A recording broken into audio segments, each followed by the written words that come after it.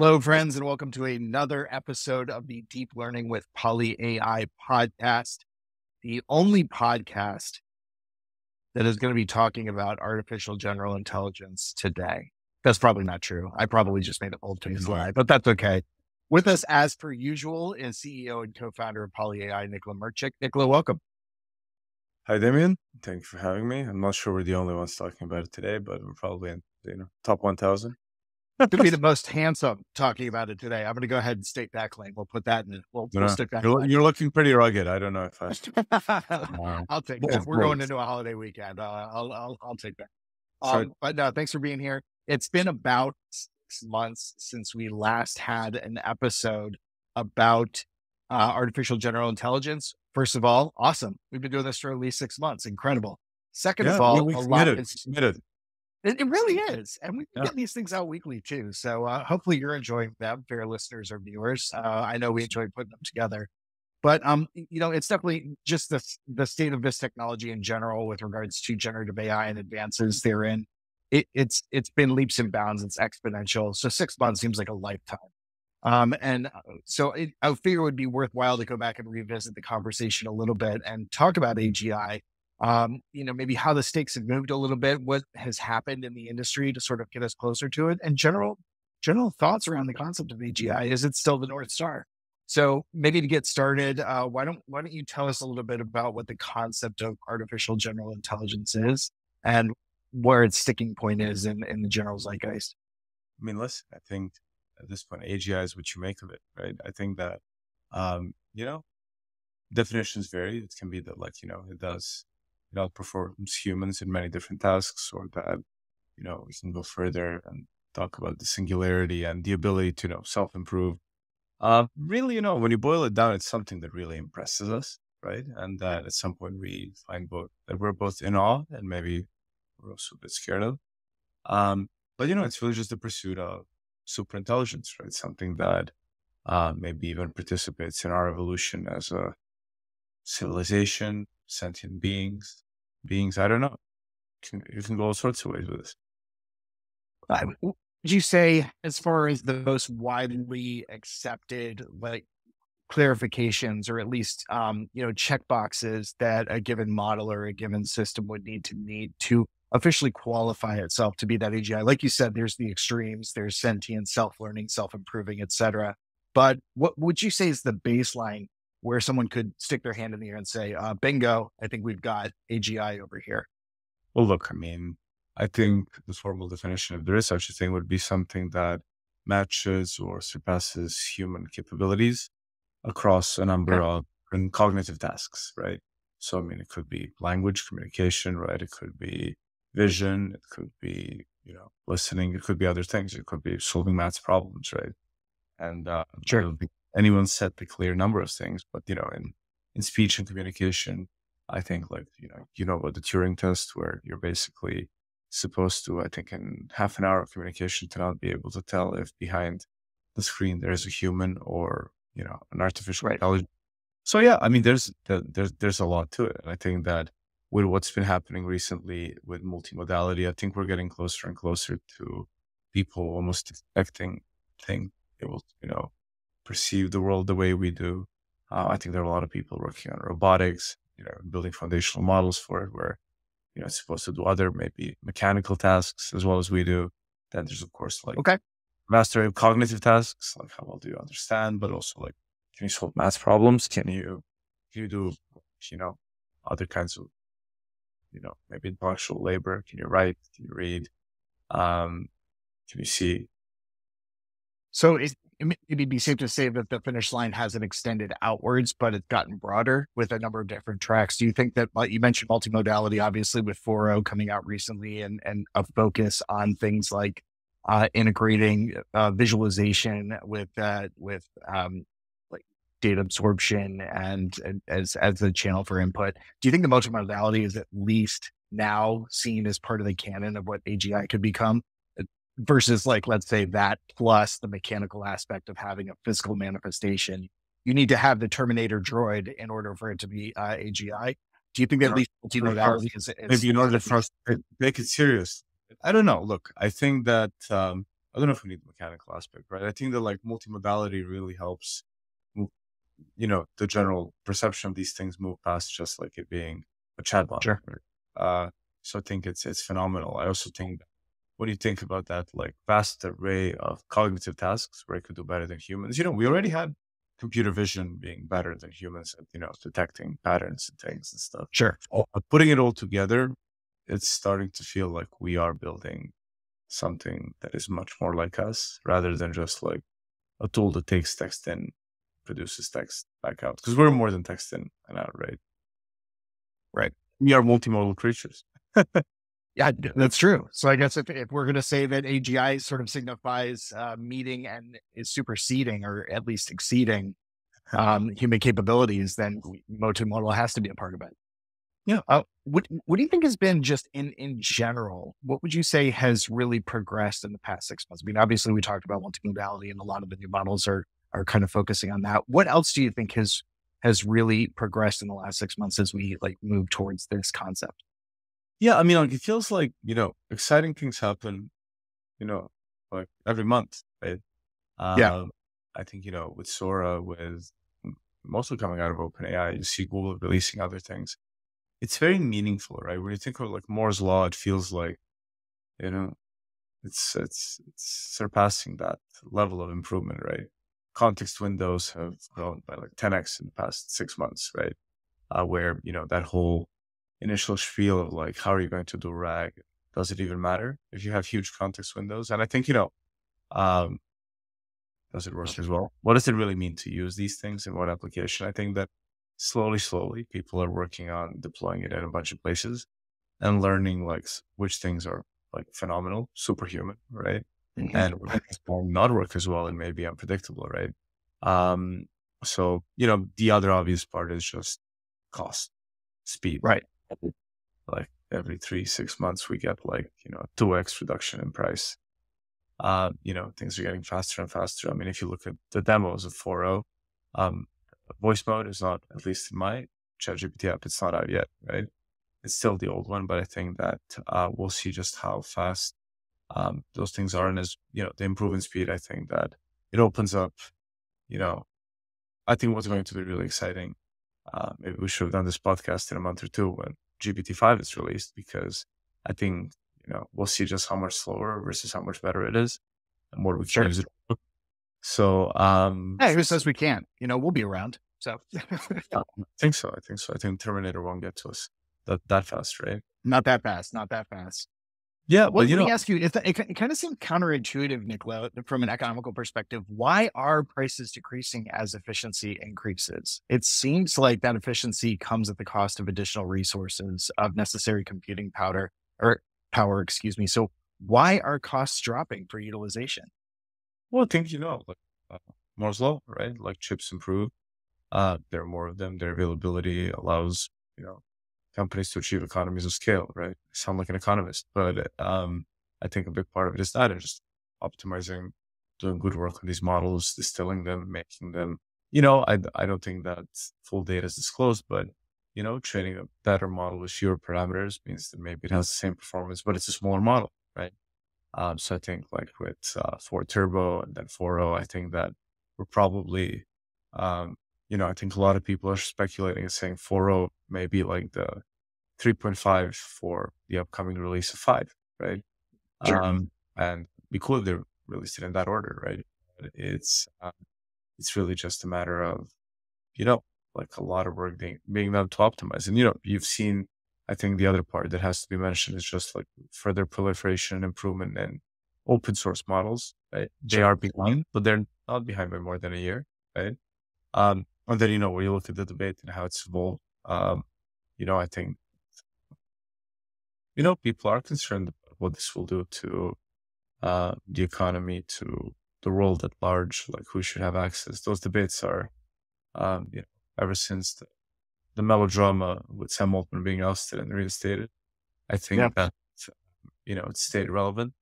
Um, a lot of companies are disappearing. It doesn't look like there are going to be very many winners, right? Inflection's gone. Stability is gone-ish, right? So it feels like the number of those foundational players, you know, there aren't that many, right? So But then if we're going to go back to those macroeconomic models, like, doesn't the reduction in a competitive field lead to increased competition? Doesn't it, or are we talking about because most of these dominating leaders are open source models, we're looking at the commoditization of AI in general, and so therefore it just becomes a little I think that, well, I mean, look, I think it's pure capitalism, right? Thankfully, there isn't one winner, right? If there was one, sure, then yeah, your monopolistic thoughts here could be used very, very effectively, right? But as long as you've got at least two players, they will compete with each other on price, on availability, on speed, and other things. So like, the invisible hand of the market will hopefully get us better products at better and better prices, right? And like the faster it right, is to produce, we'll use it for more. So you'll end up using more, right? okay. And, it's So as long as Eurasia and Oceania are still in play, then we're set. we've always been at war with who this time, I don't know. I don't know. It changes in the new chapter, right? Well, yeah. No, that's cool. Let's talk about it from a consumer perspective as well. Do you think that in the last 6 months, like regardless of whether or not we're talking about AGI, but do you think that general consumer adoption or the lay person's perception of AI and automation in their day-to-day lives and automation in enterprise application, just Yeah. the increasingly steady or the steadily increasing appearance of AI and embedment of AI into their Yeah. daily lives is something that they're going, this is actually really great and they're warming up to, or you think they're cooling off, or are they pretty much the same as where they were 6 months ago? What do you think? I mean, I think that I'm seeing it become more normalized. I think that people have an increased curiosity about it. I think that the initial naysayers about the robot they're taking over are actually recognizing daily benefits from it and seeing like its capabilities and actually becoming a little more comfortable with it as a concept. And so I'm actually seeing a general warming. And this is going off the grandparents and the parents test, right? Like what are my mom and dad saying about this? I think that's the easiest way to gauge it. But um I I would say the general sentiment is an increased curiosity as to what the capabilities are and what it can do for people as individuals. So yeah, look, I think there's definitely been an increase and probably, you know, multiples over the last 6 months, but Sure. not, I don't feel like it's been an order of magnitude, right? I feel like the excitement among the first layer of people that this touches, people working on AI, on technology, places like the Bay Area, live and breathe this stuff, right? And they Yeah. assume that everyone else is. When I look even at like our clients, when I look at the general population, I think we have to accept that it's not reached that level of intuitiveness that you have when you like, hold an iPhone and it's immediately clear that this is new form factor for communication. Yeah. I think I was just in showing the voice mode and, was at home and I think I had the thing like make me guess the top 10 largest cities of a European country and then flip the country and go on. And I was sitting there, was holding my newborn, so I couldn't really use my hands. I was just like wasting time. And then like my wife tried it and my wife is a notorious tester of all PolyAI systems. I think that even like 5 years ago, when we had like a restaurant recommendation thing, you know, worked for everyone that I tried it with. And she picks it up and the thing goes like, hey, what kind of restaurant would you like? She goes like, anything except Indian. And that didn't work. So she has unbelievable ability to just break these things immediately, right? No matter what we do or how good we make them, right? But I think that like in her criticism of it lies a very simple truth. Like, she started playing that thing and she said something, tried to interrupt it, couldn't, did, accomplished. It doesn't work. Right? And I'm like, of course it works. You're like obsessing over details, but she's right. It is not seamless. It is not yet Right. nearly good enough to be everywhere and easily usable. And there's always that one person who pulls out their iPhone and uses Siri for things that like you shouldn't use Siri for, right? And they're Right. like, oh my God, nerd, right? Like you're doing it to prove a point. And I think, we're not doing this to prove a point. We are, I think, I'm infatuated by, like GPT-4 and everything that you can do with it. It's incredible. And the Sure. multimodality, the demos they've had, like I'm really, really excited, right? But I think the truth is everyone who is that enthusiastic is a bit of a like an AI practitioner, and they know Yeah, what but you cannot do. Right? So we're all effectively thinking of skillful little demos we can show to amaze ourselves and others. And in many ways, it's useful, right? Kids use it to like cheat in their homework, and they're caught out by the use of very fancy SAT vocabulary used in ways that only, a non-native speaker like me might do because not interacted with people enough to know which words are used and which ones are Shakespearean English. as long as you don't tell people to get thee to a nunnery, you should be in good shape. Well, absolutely, right? I think that, you see a lot of it on Twitter these days. It's like someone writes something. It's like, you use the after this, you use the word, so use the fancy word Well, twice within two well, paragraphs. there is the concept that the internet as a whole is now populated by like some 90% bots, so that nothing is actually being manifested and created on all of the internet. So that's the new The birds aren't amount real of concept. the amount of junk emerging is insane, right? I think that I was on a client call this morning, and that we were debriefing with the team, and one of our solution consultants was like, "Is it true that there are as many Bosnians in Albania as in Bosnia?" And I was like, "No, no, there aren't. Like, that's not a very common like population flow." He's like, "But Google's saying this." I was like, "Yeah, damn, right? Like, some word vector got confused somewhere, and the LLM spat something out, and hallucinations are Right. large. It's gonna get really fun. And don't forget, we have so many elections coming. We have a British one on the 4th of July, imagine. And, it's going to get really, really fun, right? I mean, when you just look at the comment sections everywhere, like, Hey, they're you know what? getting Save that deeper. commentary because that is an episode unto itself. We have to at some point get into the impact to elections and how there's already like people are flipping out over deep fakes across channels, omni-channel deep fakes, and what that means to the stability of I mean, politics. just scroll YouTube Shorts. At this point, I think I've heard Joe Rogan say anything. It's just like, I don't know what this says about my recommendations, but it's like literally, things that I'm seeing that none of it looks real anymore, right? So it's very dystopian. It's very cool. I think that, it's going to be interesting to see how we even step out of it. Well, I mean, I But guess we never.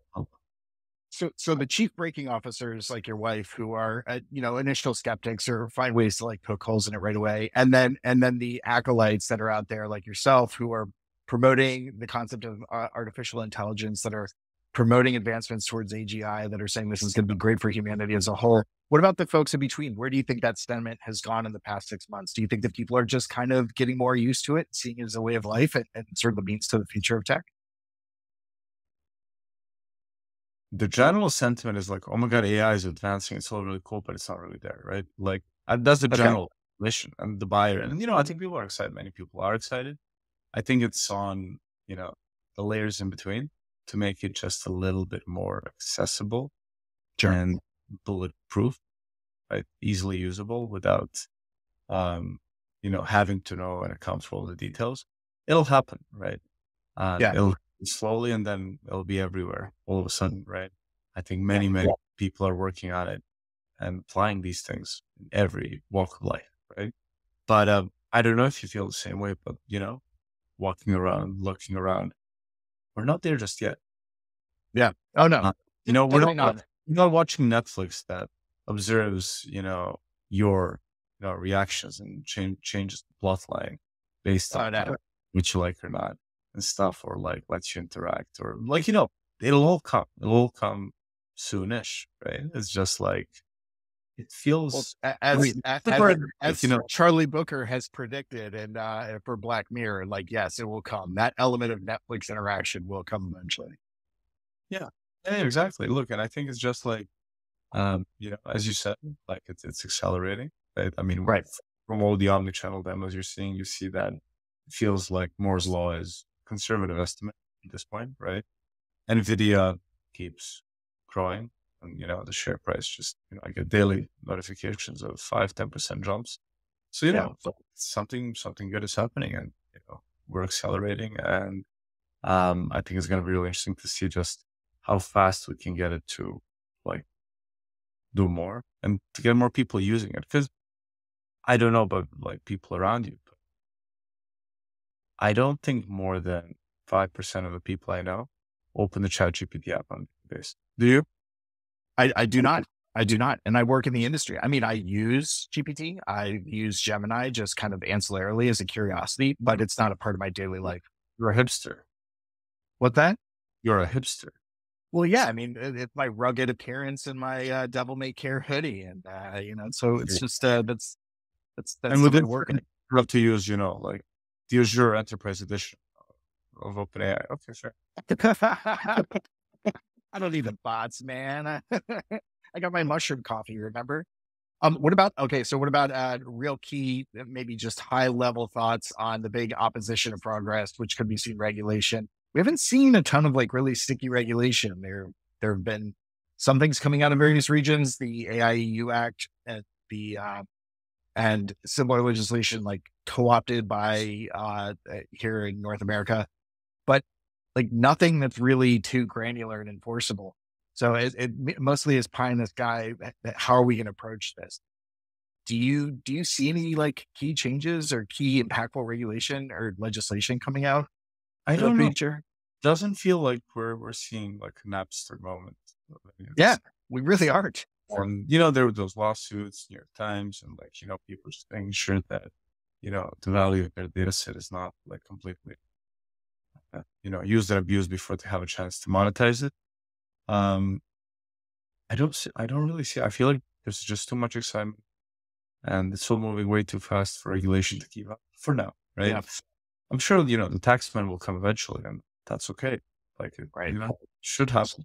But no, I'm glad it's not, because I think that like it's too exciting to think about regulation first.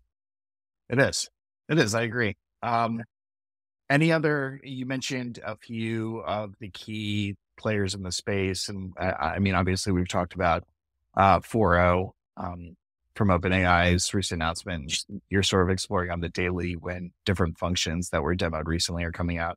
What about some other key players in the space, the Anthropics of the world, the Alphabet models that they're rolling out? Are they indicating progression towards from a from a technical architecture and an infrastructure place? Do you think that are they doing leaps and bounds growth?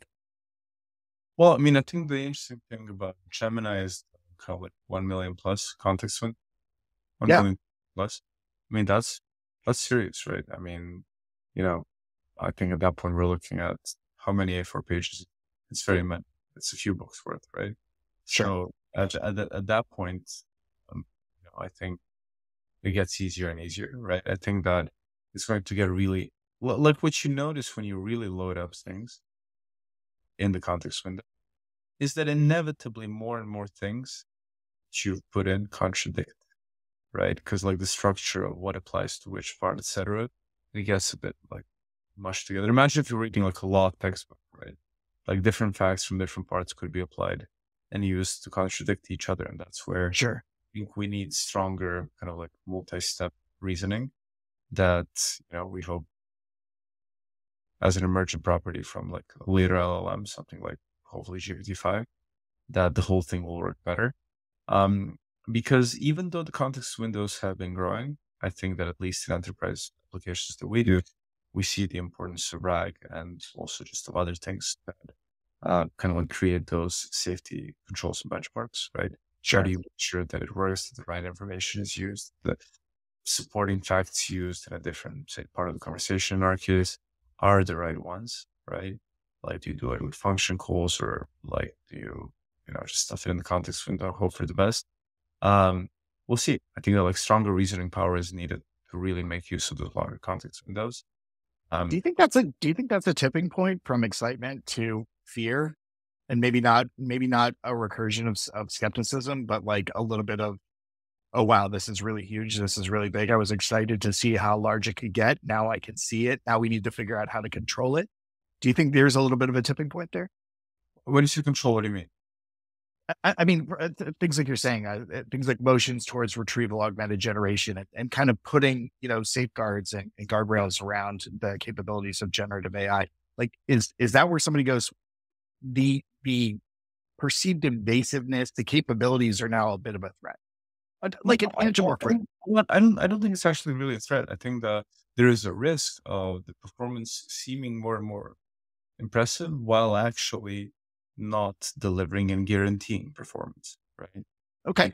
And at that point, like let's say that, at one point of your, like in context window, you say one set of things that applies in, like let's say we're talking about like jaywalking, right?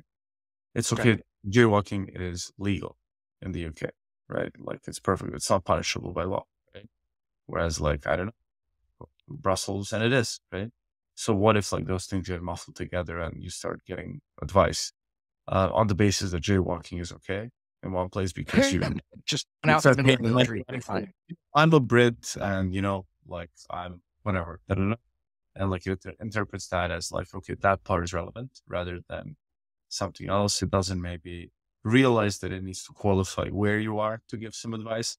Um, and this is all fine, right? There's no expectation that it should just have that super intelligence. But I think because it's so good at freestyling and doing all these things, the risk is that many people will just assume it will process it the way that a human would if they reread that context window a gazillion times and went back and forth and carefully, painstakingly made sure that everything it says is correct. Whereas really, it's much more like a human who's read it, has pretty good memory, and then like just blurted something out, right? So Yeah. the model, the better it is, less this would be the case because the internal representation of the context window as like the parameters of the neural net will be better and more precise, right? But like the ability to internally think and create those connections, right? Like to problem solve effectively on the basis of all that, like that's going to be like, we don't really have a clear understanding of how it happens at Yeah. all. It definitely does. And that's what's fantastic and interesting and amazing. But we don't really have the guarantees. And it's always been like from the start and now more than ever, like the magic of deep learning has been the fact that it works so well and that we can't really And then know what nobody happens. knows why.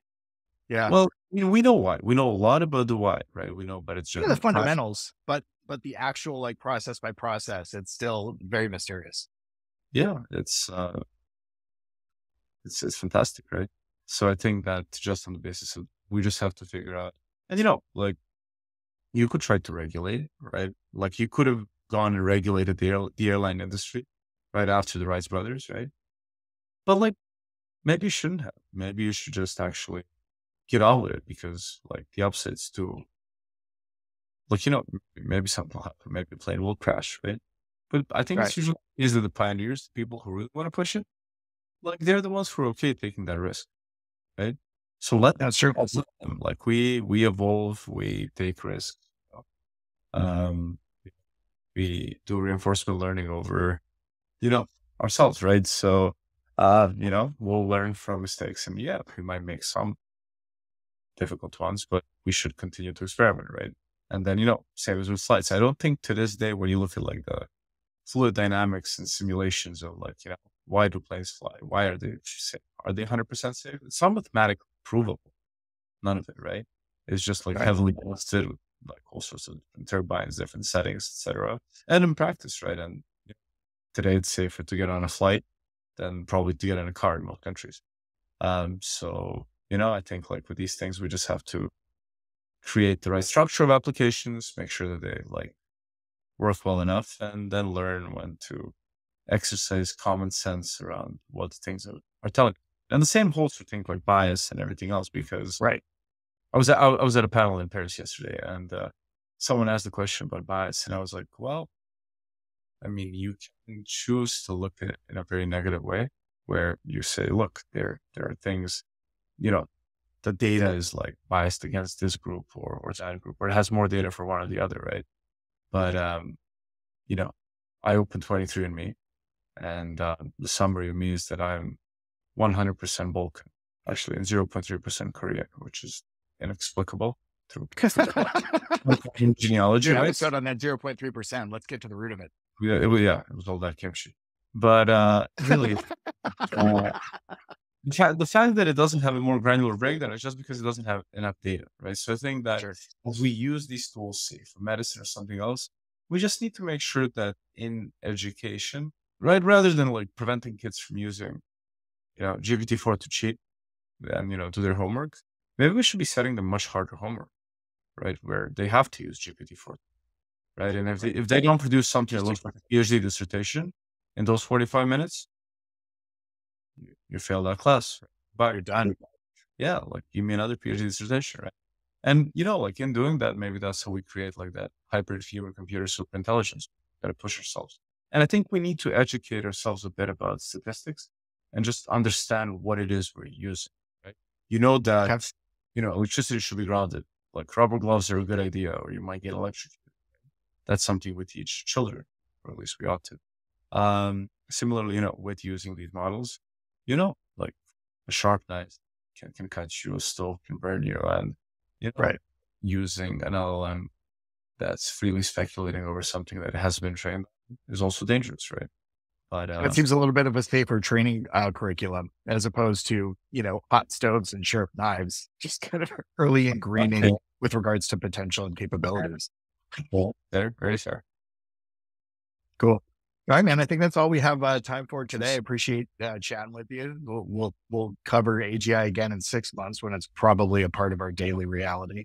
But it was I was just having a podcast with itself. Well, do that. You should prompt your.